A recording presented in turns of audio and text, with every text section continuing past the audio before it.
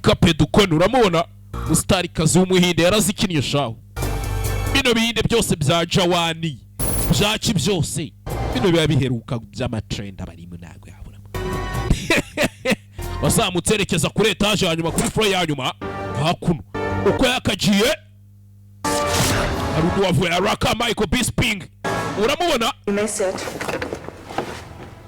wakarimo cyane basore namwe bagabo. This is the device that crashed the satellite. Iyi niyo device yahanuye iriya satellite yishende in the lab. I've coined it Pandora's box. Iyi box bayita Pandora box. Hey, ukora aho ngaho barakwereka hejuru ya etage haruhari. That tracked the satellite's last signal input.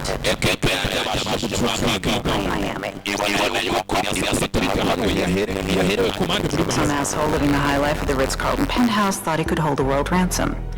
3 flashbangs, 2 bullets, and 1 body bag later. We took custody of the device. We must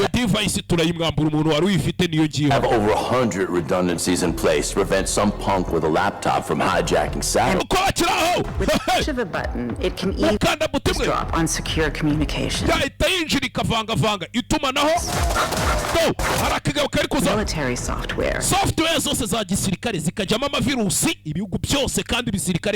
False intelligence or a satellite out of the sky like a goddamn tactical warhead. Like a goddamn tactical warhead.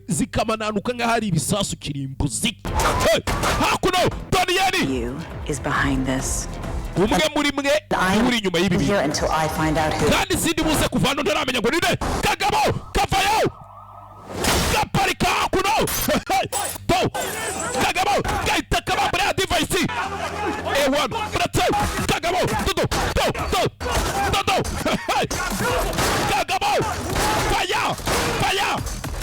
Agasobanuye.com n'ibintu biba bibera kitanu cyawe ku kwezi gitatu ku cyumweru karya show kundira kamo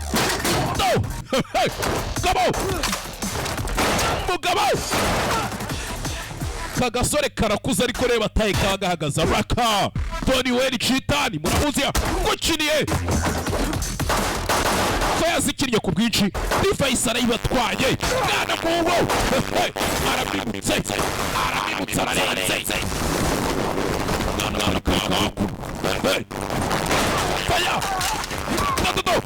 ahita murya agapando yikomereza